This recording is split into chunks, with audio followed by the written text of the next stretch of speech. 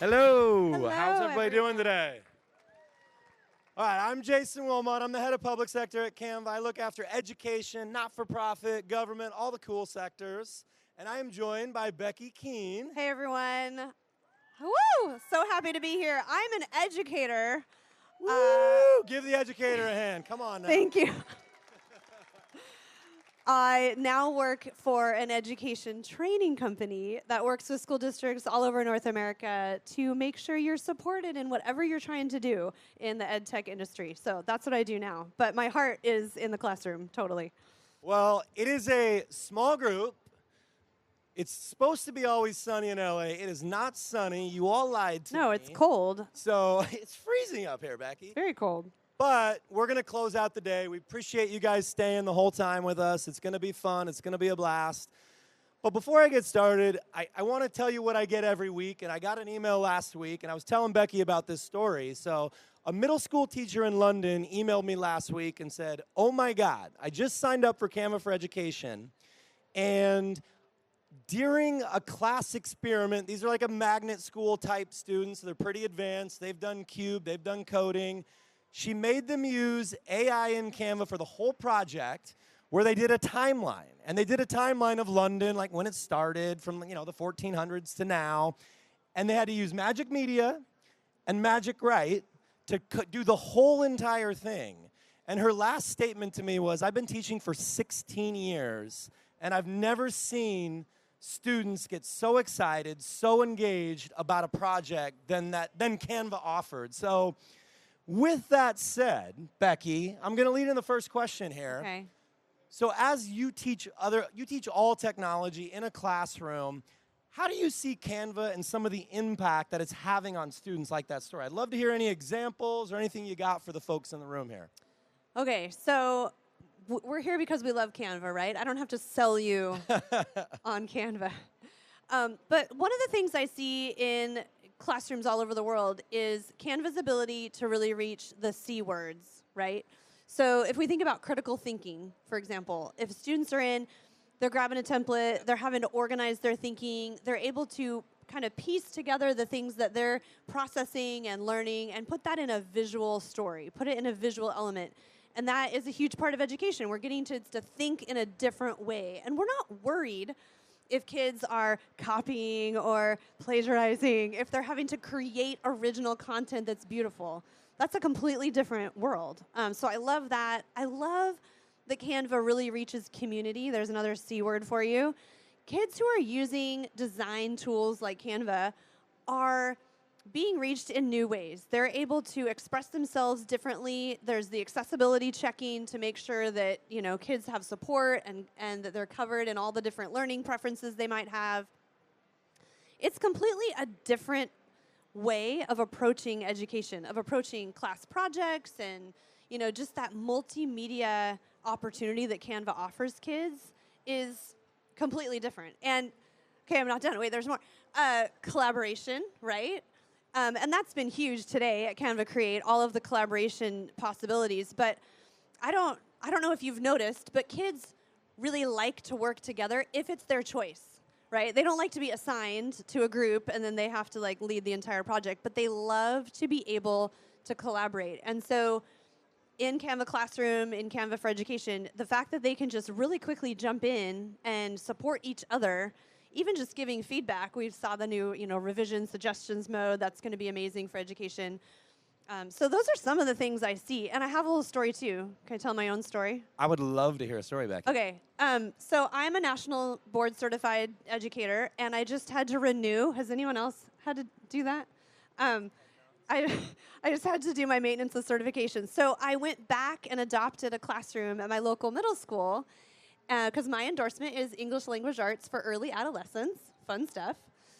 And I adopted this class. And so we worked, it was Women's History Month in March, and we worked on designing logos in Canva using Canva's Magic Media tool to design logos for women in history that they interviewed through generative AI, by the way. And then they designed a logo for themselves. And the logos they designed for themselves were so good. They used some magic erase. They used some background remover to clean up, what Canva Magic Media had created. And then they shared them in small groups, and we got to display them. And some of the kids chose to represent their past. Some of the students chose to represent their present, and some chose to represent their futures. And I loved that Canva just allowed them to create something unique to them that no one else had, that they were really, truly proud of. It was super fun. And we couldn't have done it without Canva because it's, on in their school system and available. That is unbelievable. And Becky, I'm going to go a little off script here. Go for it. A little bit off script. Becky and I, literally, no joke, probably 12 years ago, were presenting in a classroom together. Yes. Remember, in Bellevue, Washington. Wow, and it's been a bit. It's been a bit, Becky. We have some history together. We do. That's true. And your story reminded me of this. And this is true. How many educators in the room do we have? Raise your hand. How many educators have been in the classroom for, say, over 10 years? A lot of you. Man. Good. I love it. They deserve awards. Becky and I were in a classroom 10 years ago, and we were talking about devices in the classroom. And ooh, how is the device actually going to have an impact? And it was funny, as Becky was telling her story, it wasn't the device that had the impact. It's like the technology. It's how the teachers use it. Yeah. That is what's so cool Not about about the tool. Full circle, Becky. We're sitting on a stage, 12, 13 years later, talking about how technology is advancing in the classroom. Pretty unbelievable, actually, when you think about it. So, my next question for you based on that story. Okay. So as technology has clearly revolutionized visual communication and in the classroom, making learning more engaging, more accessible, what does it look like in the future? And what is the changing role with this AI literacy? And how do you think about the approach to the changing role in the classroom of the teacher? Because I think the teacher might be changing a little bit too. I hope so. I hope so. And it's not because I don't think everyone who raised their hands is already doing an amazing job. I do. Teachers work so hard at their craft. But teachers are in this space right now where they're being weighed down with a million expectations, some of which are unrealistic. They have these accountability systems that, let's be honest, don't make sense. And so teachers can feel really stuck. And what I have seen generative AI specifically do in the last 18 months to 2 years is shift. We're shifting away from teachers needing to do it all to teachers being the facilitator. They're guiding these empowered learners.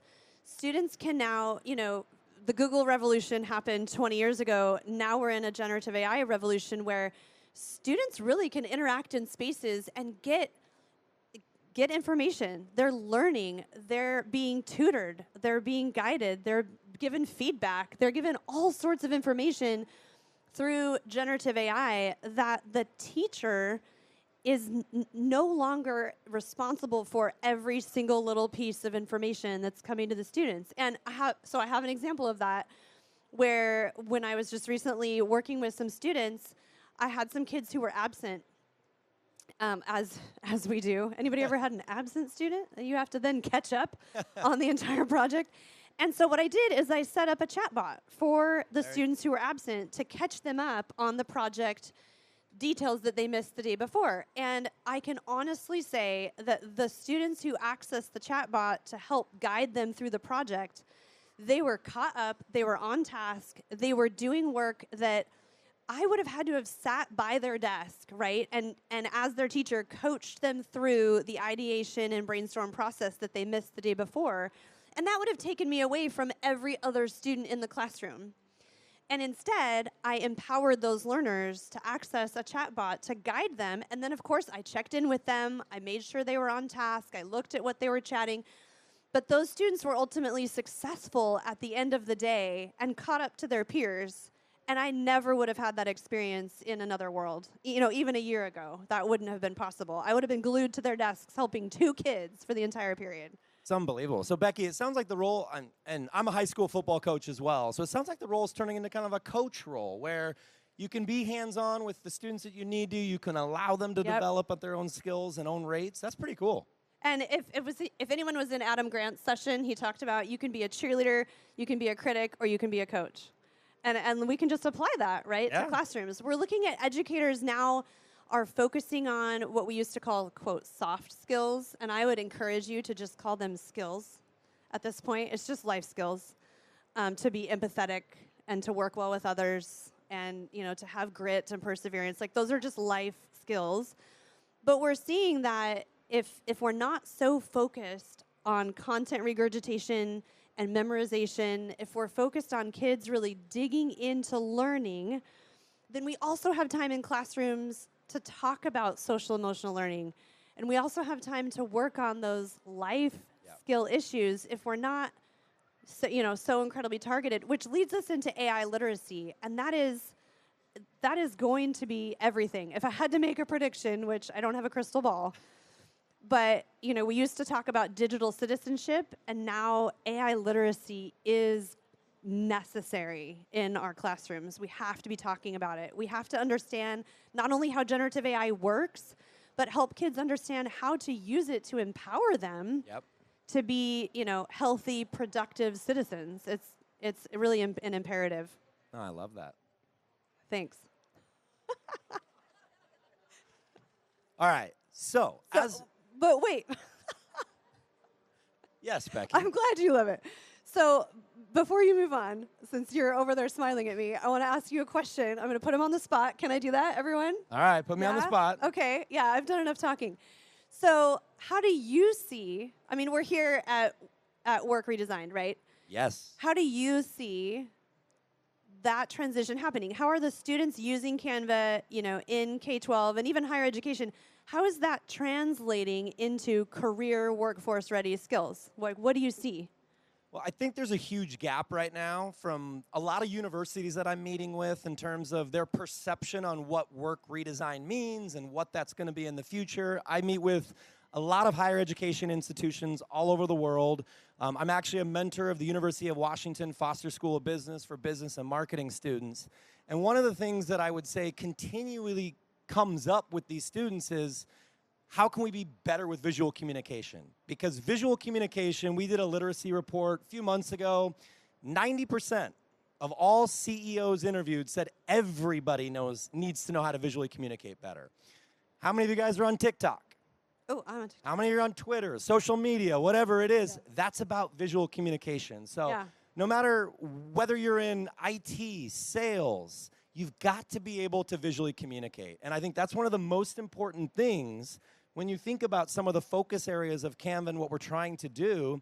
And then you think about K through 12, and then you think about as they enter into higher education or they enter in the workforce, how can we teach them to be better visual communication skill set and make them improve that? And I think that's where it's really, really imperative that we all lean in, and obviously Canva's leaning in, as you saw on the main stage earlier this morning.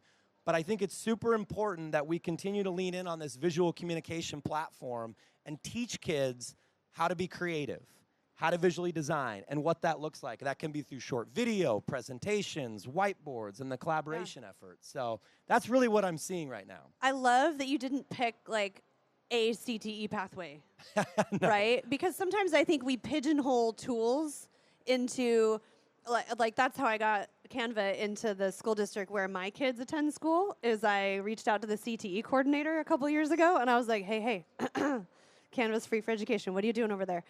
And the CTE department is who, kind of pushed it through. But the reality is that visual communication is everywhere. Yes. It's in literacy. It's in math. It's in science. It's in all our core content areas, and also in everything they need for life. Yeah, you don't have to be in art and design, right? You can be in a history class and learn visual communication. You can be in a math class and learn animation and how it works. So I think that is one of the most important things is, how can we use visual communication across the spectrum? How can we train the future of tomorrow to be better visual communicators? So that's really what we're seeing in the market right now. Very cool. All right. I like it. I got a question for you, Becky. Okay. So can you share any insights for educators who are interested in integrating AI into their own teaching practice? I spoke with Guy Kawasaki at South by Southwest, and I did ask Guy this question.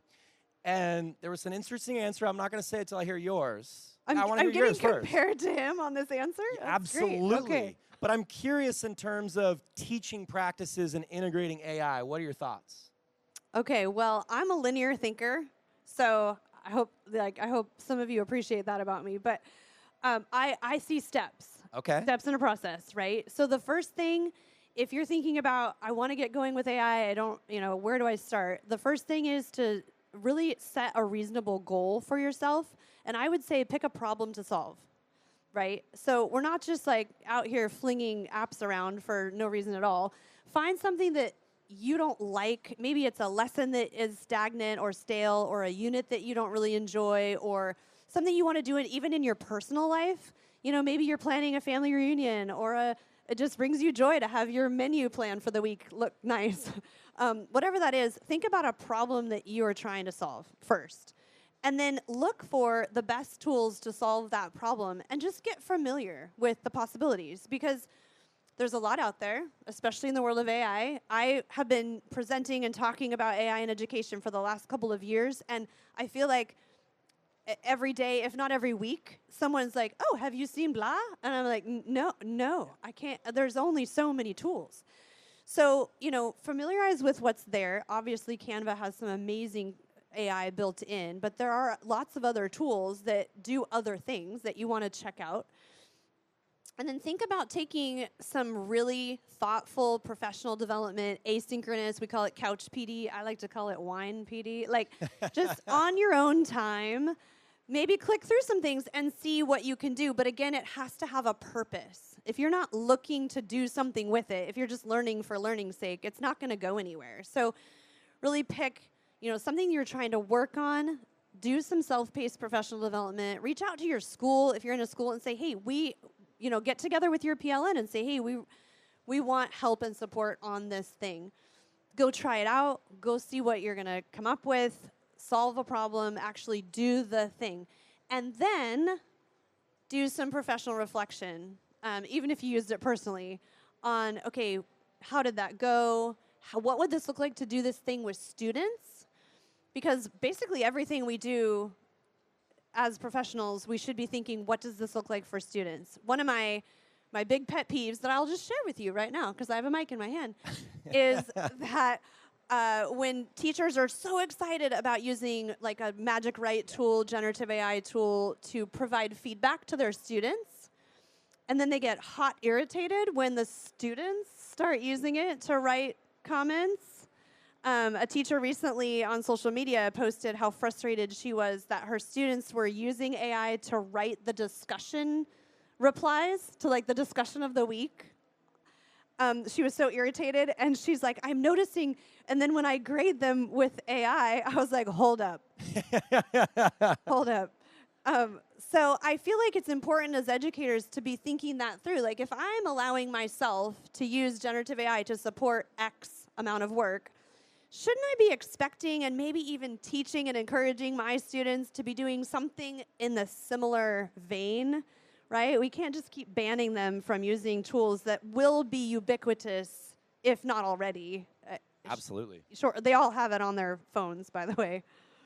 And the interesting thing about your response with Guy, so Guy just came out with a new book.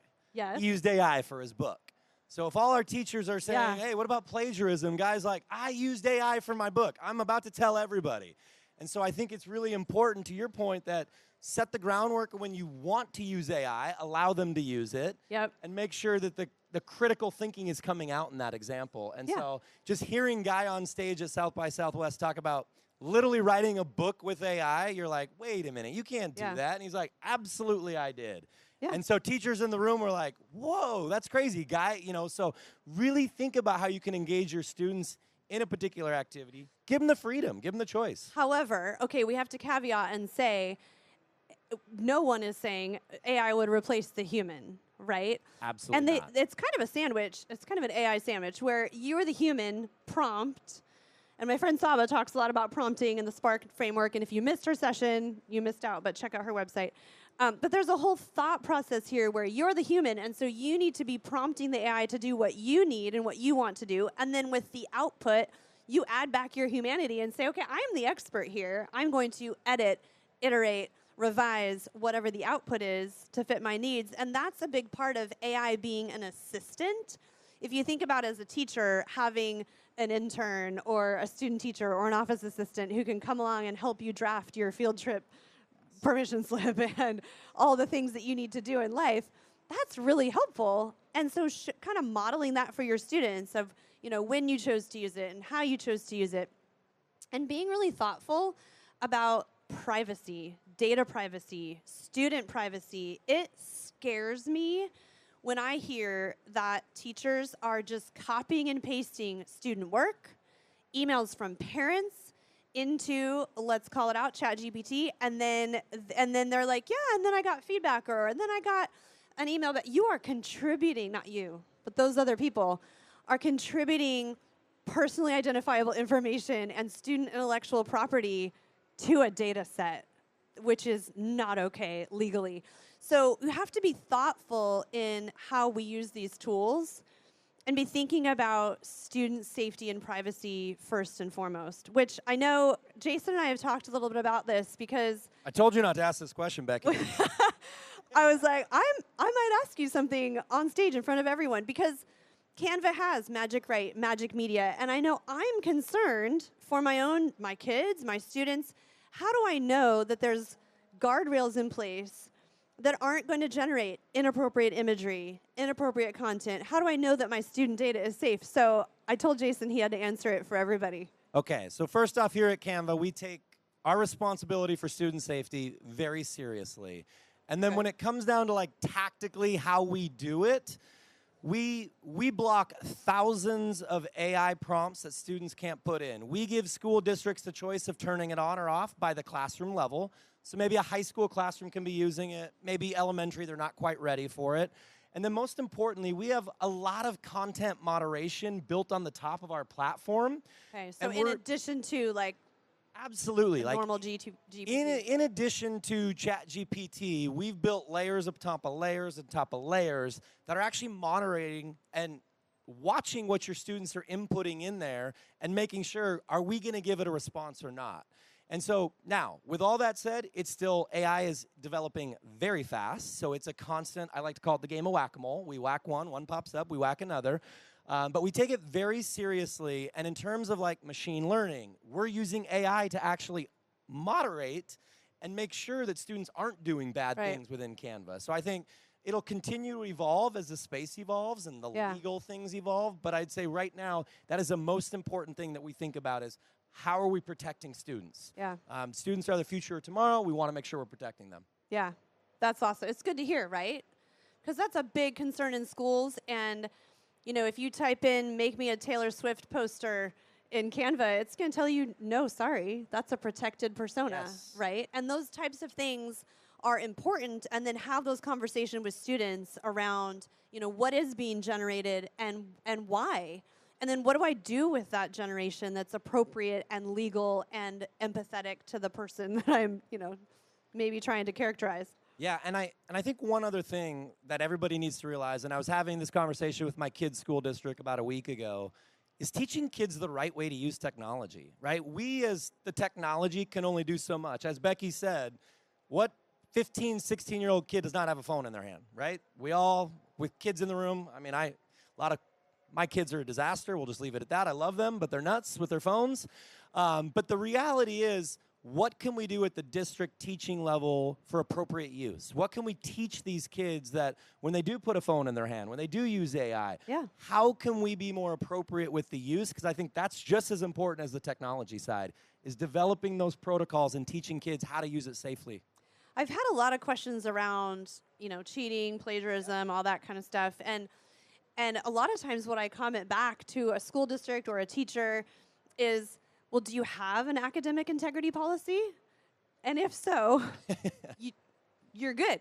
You already have a policy in place about, some of this inappropriate behavior. And so talking to kids about what that means, to me, is more important than, locking it out. But I've always been a little bit rogue that way. That policy, right? I mean, how many teachers have looked at an academic integrity policy from 5 years ago that hasn't been updated? Sure, yeah. And making sure that we're pushing the boundaries on updating that with AI, because it's advancing so fast. Yeah, it's been pretty amazing to watch. It's a lot of fun to be a part of. And it's a joy to get to work with schools to do that work. I love it. All right, Becky, one more question, then we'll open up to the audience. You travel the world. You train teachers all over the world on technology. Sometimes, What advice would you give a teacher to deploying technology in a classroom? Because this is a daunting question that all of us have. Like, how do I deploy the right technology? What advice would you give? And, give me a little bit more on that. Okay, so he's right. I've been doing professional development for 20 years for educators because, like, 1 year into teaching, someone came to me and said, can you start teaching other people how to do this stuff? And I was like, okay. So one of the things I say, just very first is to give yourself permission to fail. And if you don't feel you have permission from your administration to take a day off from lesson 1.7 on a Tuesday, then I am sorry. Because what teachers need is permission to be innovative. And with that comes permission to deviate from the curriculum or have an off day or have something go wrong or have a parent phone call, right? Like those things need to happen if we get to work outside of a space. And I was incredibly fortunate to work in a school that was proof of concept for several years. And so we got permission, right, to just kind of go do stuff. But I work with educators who are like, oh man, if my principal walks in and I am not on the math lesson of the day, I'm going to get an email about it. So I know that that's a struggle, but that's one thing teachers need. So permission to deviate, permission to innovate, that's important. Another big thing is to find a community. So, not to pitch this specifically, but we are at Canva Create, and Canva does have a vibrant teacher community on social media where you can get questions answered and get support and ask for help and feel encouraged in the work that you're doing, because teaching can feel very siloed, especially if you're the early adopter at your school. You're the one trying things out. You're the one, going for it all the time. And so that's tiring, and you need other people in your space that are encouraging you, giving you ideas, giving you suggestions. Those things are very important, and they take, zero time, right? It's just giving yourself permission and finding a community. And then from there, it's making a plan for baby steps. It's thinking about, sometimes disruption is good. Other times it's really scary and overwhelming. And so what I call incremental innovation is incredibly important. If you envision just changing one small thing or one part of a lesson, or finding a tool that just does one thing differently for engaging your students. It doesn't have to be this throw it all out the window, start over from scratch. It really is more about thoughtfully selecting the necessary tools, helps, pedagogies, strategies that are going to move things forward. And I love the SAMR framework. Is anybody already familiar? SAMR, okay. If you don't already know, SAMR, go look that up. But SAMR, I think, I might have some content coming out about this. I've done a couple of blogs about it already, but it really is such a great framework for thinking about AI now, even though the model is fairly old, because we can be thinking about, we're starting off using tools just in a substitution way, just swapping out for other work we would have done. But if we continue on that path, we're going to eventually redefine, that's the R in SAMR, redefine teaching and learning experiences for kids. And that's a really exciting place to be. So I recommend looking at some sort of a framework that can help you make those baby steps forward, that's really giving you maybe some strategies, some tips, some videos, some support, whatever works for you on doing things in new and fresh ways. And then finally, having some honest reflection on, what was your investment, both emotionally and in resources, to trying something new and different, and was it worth it? And I find that when you're working with people who are like here at Canva Create, they're like, oh, it was totally worth it. It was amazing. We loved it, even though it was hard, even though I was crying. One night I remember crying in my classroom because I was trying to do something off the chain that probably should have reined in earlier, but it was amazing when it was done. So I feel you, teachers. It's a lot of work. We thank you. I love that, Becky. And Becky, I'm going to replace the R in SAMR with redesign, and I think maybe in October, November, we're going to come out with an education redesign. So I'm excited about that. Maybe we will. Some people over here are like, you weren't supposed to drop that, but I'm about to drop it.